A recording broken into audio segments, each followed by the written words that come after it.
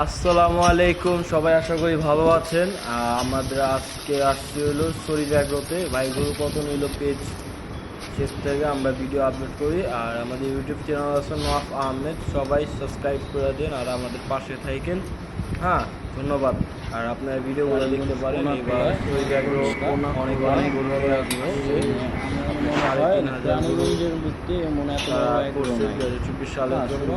বিশাল সব দেশাল এবার যাত্রা 2024 সালে পারে জিজ্ঞেস করছি, তারা 500 গরুর মতো সেলও করে ফেলছে।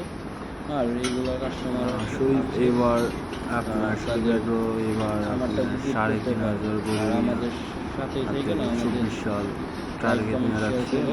3,500 গরু রেগুলার ভিডিও দিব আমাদের।